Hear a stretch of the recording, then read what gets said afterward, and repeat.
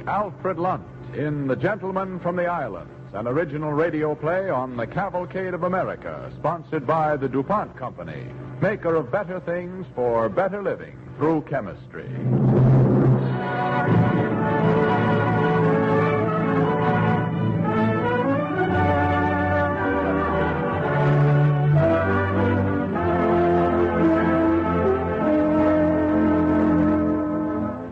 Tonight, the Cavalcade Playhouse is especially proud to welcome for his first sponsored appearance on the air the celebrated American actor Alfred Lunt.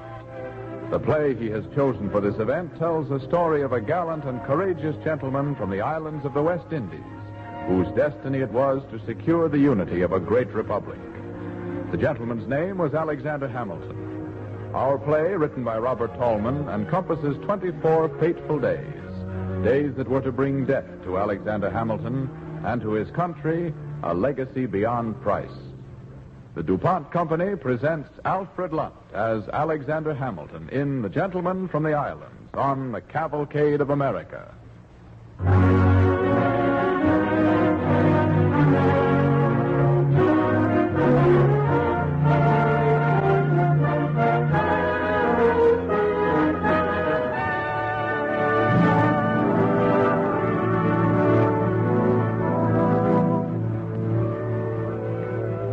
Near midnight, the night of June 17th, the year 1804. Over the Grange, country estate of Alexander Hamilton on Manhattan Island, the moon rides high. Up the lane to the mansion house, silhouetted sharply against the moonlit shrubs, rides a man on horseback. He draws up before the portico and dismounts and tethers his horse. In a few quick strides, he is standing before the lighted French windows of the master's study. He looks about him, then raises his crop and raps on the pane. The man inside rises from the desk to answer the door. Who is it? I have the honor to call upon you, General Hamilton, on behalf of a friend. May I come in? Why, Mr. Vaness, at this time of night? Come in, sir. Thank you. I trust I do not disturb your household at this hour, sir. The friend I have the honor to wait upon is most impatient. Well, sit down. Sit down. Cigar? Brandy? Thank you, no. This letter, General Hamilton, if you will be so good as to read it. Must I now? I think you'd better. Well, if you insist. Hand me the letter opening there, will you, sir? At your service, General. Thank you. Excuse me? Sit down. Sit down. Be comfortable. Thank you. I prefer to stand. This letter is from Aaron Burr. I recognize the hand. That is correct, General. But I don't understand. He seems to be agitated about some newspaper story. You knew nothing of it? No, sir. I never read scandal-mongering journals. Apparently your friends do. But this concerns something a Dr. Cooper says I said 2 years ago. You deny having said it? That Aaron Burr is a dangerous man not to be trusted with the reins of government? That is only the published utterance, General Hamilton. Colonel Burr has reason to believe that in private you have sought to place him in an even more despicable character. Mr. Vaness, despicable and more despicable is not worth the pains of distinction. Then you accept the challenge. All right, Colonel Burr, a letter. I don't believe in acting in haste, and I don't understand perfectly, as yet, what Colonel Burr's motive is in this affair. It couldn't be that you are afraid to meet with Colonel Burr on the field of honor, sir? Field of honor? I couldn't meet Aaron Burr on the field of honor. He wouldn't know where to find such a field. You may tell Colonel Burr that he can wait upon my pleasure. It is not my custom to receive wild challenges to my honor in the middle of the night. Not so wild as you think, sir. Then beg your friend to tell me why, after all these years of political rivalry between us, he has chosen this night to resolve the matter. I have retired from public life to all intents and purposes. Does a man who tasted power at the age of 25 retire at 47, sir? You belittle yourself, sir. That is my privilege, Mr. Vaness. I bid you good night, sir. As you wish, General Hamilton. Good night, sir.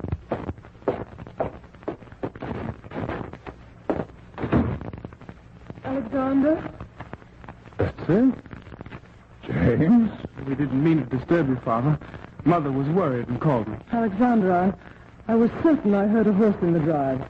James thought he heard it, too. That's absurd. You've been dreaming, both of you. Who was it, Father? Now, what have I done to deserve this, my wife and my eldest son, doubting my word? Now, don't blame James, my dear. I made him come with me. I had such a strange feeling, foreboding almost. But here you are, still at your desk. Forgive me. To tell the truth, I'm glad you came downstairs. I must go into the city tonight. Tonight? Well, when did you decide about that? Just now. Father, someone was here. Why don't you want us to know about it? Good heavens, I've been away from home before. Anyway, James is old enough to look after things. I can't bury myself here in the country, you know. Why must you go tonight? I had dared hope you've done with politics. The business that takes you away from us like this so abrupt. I might have been president now, if I'd stayed in politics. Would you like that? No. The president's a passing fancy. That was never for you. The Constitution was your work, and that's something that's good for all time. Yes, if it sticks. Was there ever any doubt about that? I doubted it once. Now I don't know. That's why I'm going to the city, Betsy. I have to find out. Good night.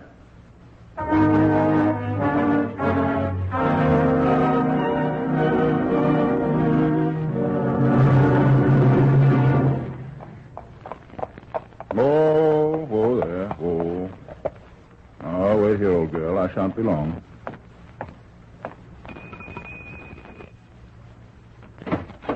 Now, what in thunder? Hamilton, come in. Come in. I'll make a light. I know the hour's late, Judge Pendleton, but... But think nothing of it. I just dozed off in my chair, as you see. You saved me a bad case of stiff joints. That's better. Now, what brings you out at this hour? I just had a visit from Mr. Vaness, the so-called affair of honor. On whose behalf? Colonel Aaron Burr. I trust you didn't do him the honor of noticing his challenge. Not yet. You intend to do so? I might. You mustn't consider it. Burr is a deadly shot. This wouldn't be his first duel, you know. But it would be my first duel. First performances have a way of sticking in the public mind. Precious little comfort that would be if it were your last as well. I'm not so sure of that, Judge Pendleton. Why this concern over Burr, whom you've always held beneath contempt? Because I have reason to believe there is more to his challenge than meets the eye. Don't forget, Judge Pendleton, I'm not a bad shot myself. Burr doesn't gamble for little stakes. If it were only his personal honor at stake, he would have challenged me long ago, for I have never made any secret of my contempt for the man and all he stands for. Oh, don't forget, Hamilton, you have time and again frustrated Burr's highest ambitions. When he wanted to be president, you chose Jefferson instead. And only last month, you killed his chances of becoming governor of New York. He'd set his heart on that governor's chair. Ah, but why did that governor's chair mean so much to him? That's what I must make sure of, Pendleton. If the answer is what I think it is... Supposing you fought this duel, Hamilton. Supposing you killed Aaron Burr. You'd only make him a martyr. Ah. But if Burr killed me, what then? It's unthinkable. This whole thing is unthinkable, Hamilton. It must not happen, this duel. Judge Pendleton, of what must happen and what must not happen, neither you nor I can be the arbiters. Tomorrow I shall see Burr's political crony Swarthout. What good will that do? Good, if he tells me the story I think he will. Well, there is always a final decision which no man makes for himself.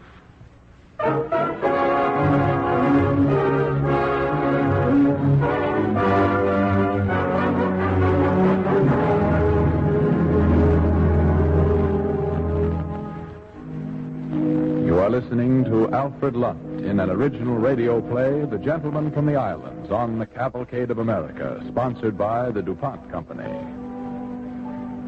As our play continues, Alexander Hamilton, played by Alfred Lunt, is in the headquarters of the Society of St. Tammany, talking with one of New York's first political bosses, a gentleman by the name of Swarthout. Let us be realistic, Mr. Swarthout.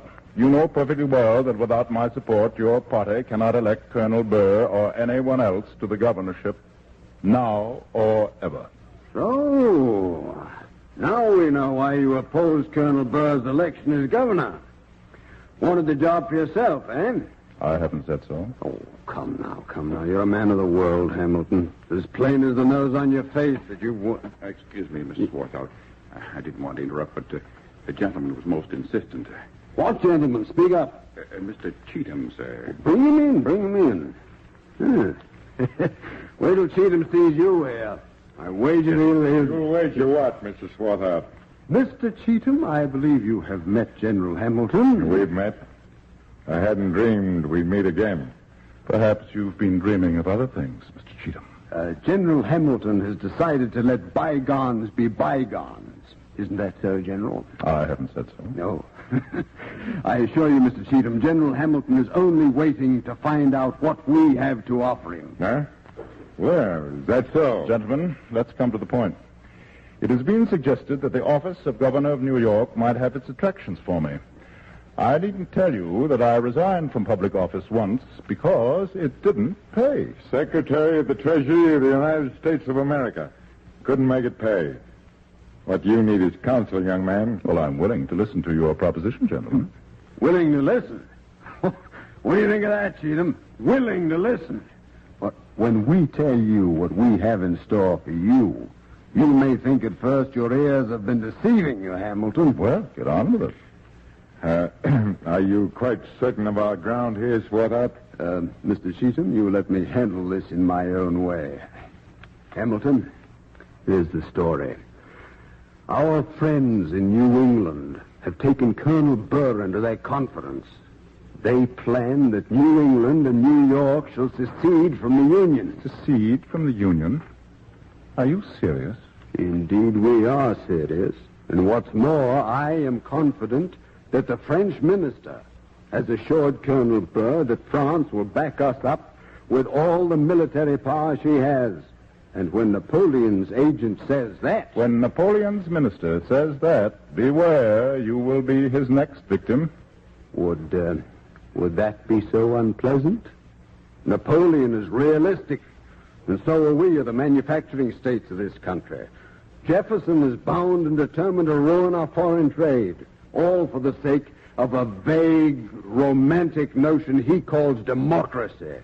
We can't compete with a disciplined, organized nation like Napoleon's France under such a system. And so you propose that we should play his game, hmm? Just so. You begin to see the possibilities, my boy? I do. Ah? And I have just this to say. A more evil, scurrilous, rotten, treacherous scheme has never come to my attention. Swine. That's what you are. Filthy swine. May God forgive the American people for ever having allowed men like you to be born on the soil of a free nation. Do you think the unity of this vast continent is subject to the whim of your little corrupt thirst for power? I tell you it is not, and never shall be. And just how do you propose to stop us, General Hamilton? With my life, if need be. My life is a little thing compared to the future of the unity of the United States. How my name goes down in history is a matter of small moment. How this great nation survives in history means everything.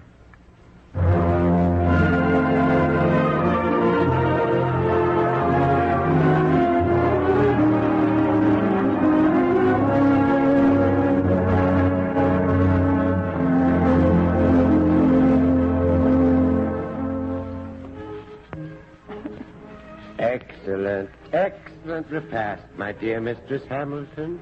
And music with the feast. I have never dined so royally. I held out against the musicians as long as I could, such an extravagance. But Alexander would have it. James, when you're the head of the house, I adjure you, do not follow your father's example. You see the thanks one gets for a generous gesture, from the women at least. And the women, it's they we strive to please, after all. Don't be deceived, Father. Mother loves it. She told me so before dinner. Now, you're too old to be carrying tales, James. But it's true, Alexander. It's wonderful to see you so full of the enjoyment of life. Oh, one would think I had done nothing but add columns of figures for, lo, these 20 years. And today is an exception. It's the 4th of July, you know, but no brandy. You'll be drinking toast till morning, I suppose, at the celebration in town. I certainly hope so. Well, I wouldn't have you miss it for the world. Aaron Burr will be there for certain, and I want everybody to see how much handsomer you look in your dress uniform. Aaron Burr will be there. Of course, isn't he always? Why? What's the matter? Nothing. Just, I'll have to polish up my speech. Well, Pendleton, let's be getting on. Good night, Father. Good night, Judge Pendleton. Good night, my dear. Hurry home and drink a toast to General Washington for us. 2 toasts. A dozen. Well, my boy, so you decided. Yes. You will be my second in this affair, sir. You know I can refuse you nothing. You remembered to bring my papers. Thank you. You saw Swatow? I saw 2 swine. And I smelt the filth of the pig pen the third sent his challenge from. Have you considered you leave a wife, children? There are things that mean even more to me, Judge Pendleton. I see. And another thing, you must pledge our adversaries to keep this matter secret. No one must have an inkling of it. I want my last days with my family to be happy. Hamilton, please. No. My mind's made up. You shall see. They will be the happiest days of my life.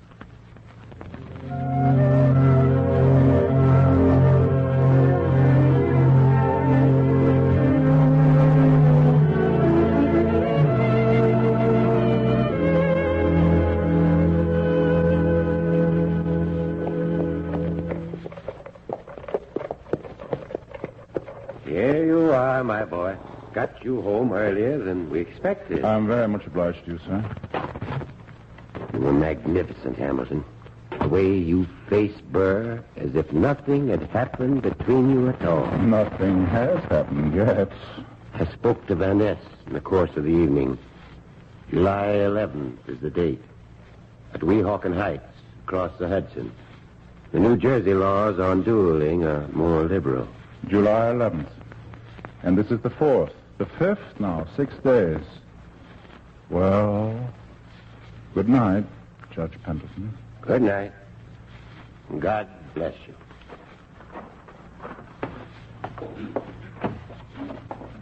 Why, Betsy, still up? I found these papers here. I've been reading them. Well, it's a woman's privilege, my dear. Such a lot of papers. It seems as you must have been writing letters or making speeches 24 hours a day for the past 15 years. How did we ever find time to be in love with each other? That was easy. Thank you, sir. I'm learning all your secrets. Oh, here's one. Remember this? The letter I wrote to old Cheatham after that scurrilous story he printed about our marriage? I'll wager his ear is still burning. Gall of the man. Intimating that I married you for your money. Well, didn't you? Of course. But that's our business. Well, then, I'm glad I had some money. Do you really mean that, Betsy? What do you think? Oh, forgive me, my dear. These old memories we've dug up, how rich they are, and how many things we've learned, especially me. Oh, here's the letter from General Washington after you quarreled, remember? Oh, yes, I remember. He said I kept him waiting. I stopped to talk to Lafayette on the stairs. It couldn't have been more than 2 minutes, but General Washington insisted it was 10. Naturally, I had to stand on my honor. You had too much honor in those days. I like you better now. Perhaps I haven't changed as much as you think, Betsy. Why do you say that in that strange tone of voice? Alexander, what is it with you these past weeks? Have I seemed not like myself? Too much like yourself. Your old self, I mean. This elation.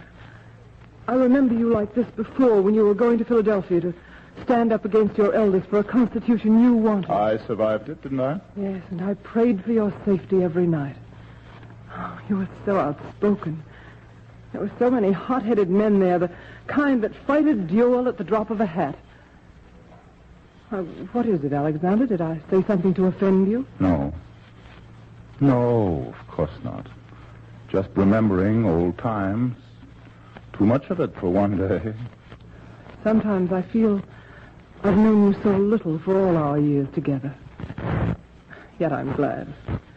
You've never seemed so human, so alive. I've never loved you as I have these past weeks. They've been the happiest weeks of my life. Say that again, Betsy. The happiest weeks of my life.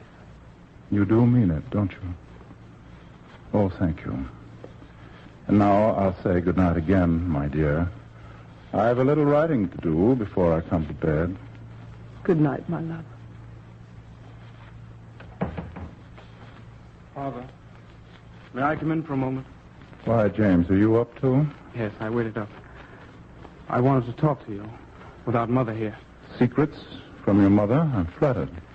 Well, I'm preparing for my Regents examinations now to enter college, as you know, and I thought, well, I wasn't sure whether I'd be going. I mean, are you getting ready to leave us, Father? What on earth put that idea into your head? Not this letter. You left it out on the desk. I wouldn't have looked except for what it says on the top. To my sons, in the event that I should not return. Have you showed that to your brothers? No. I wanted to be sure what it meant. Well, it doesn't mean anything. I was thinking of taking a fairly long trip, perhaps to Canada, naturally. If I went by boat, there's some danger. You're lying to me, Father. Yes, perhaps I am. Are you going to fight a duel? You know I don't approve of dueling. I didn't ask you that. I asked you if you were going to fight a duel. No, we'll put it this way. If I were, I'd want you to do as I said in that letter. Look after your mother when I'm gone.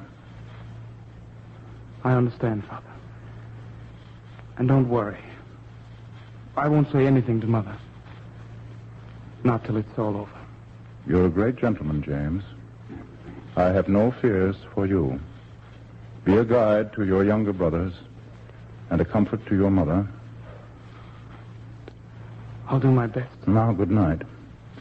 I've work to do. God bless you, my son. Goodbye, Father. Good luck.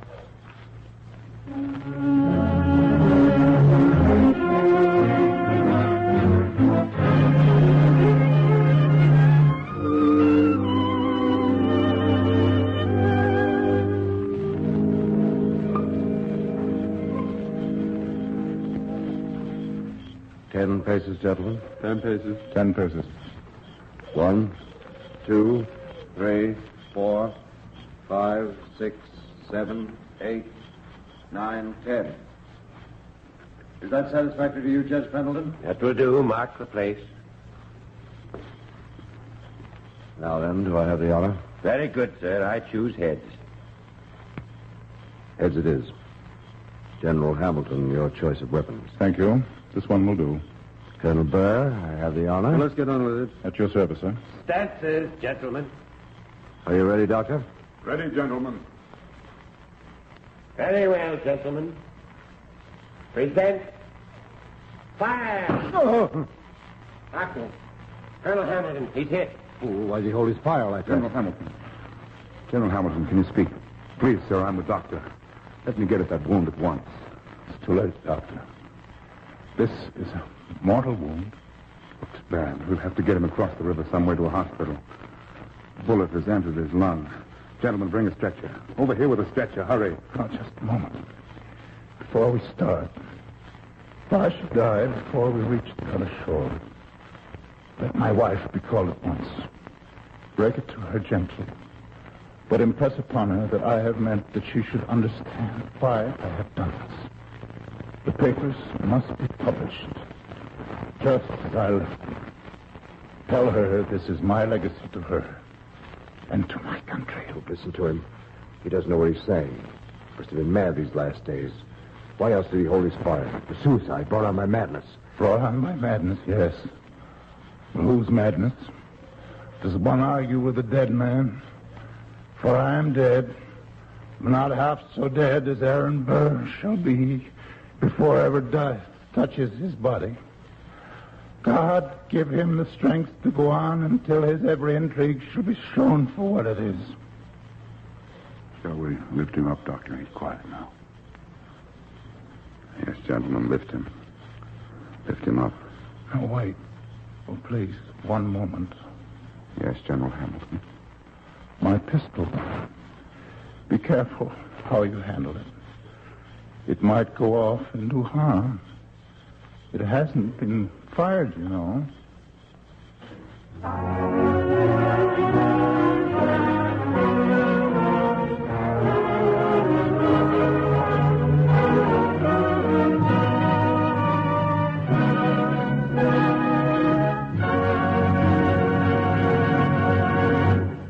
And now the star of tonight's cavalcade, Alfred Lunt.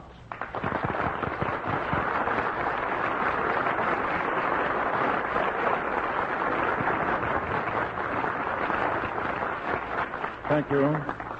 Thank you, ladies and gentlemen. It has been nearly a century and a half since Alexander Hamilton sacrificed himself that our country might continue the course charted by the founders of this republic. It is my sincere hope that in our play tonight there has been some measure of inspiration and encouragement for the gallant men and women who today are fighting to destroy the evil forces once more abroad over the earth. Thank you.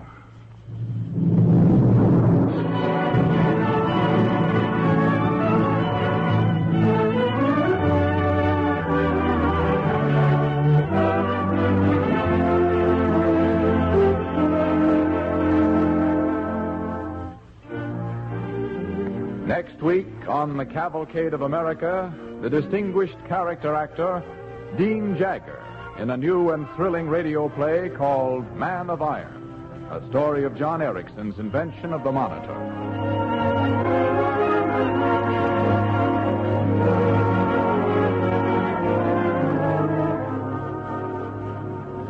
Don't forget, next week, Dean Jagger as John Ericsson in Man of Iron.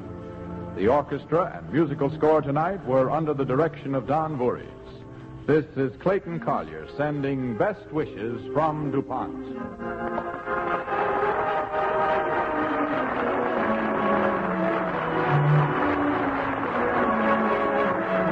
This program came to you from New York. This is the National Broadcasting Company.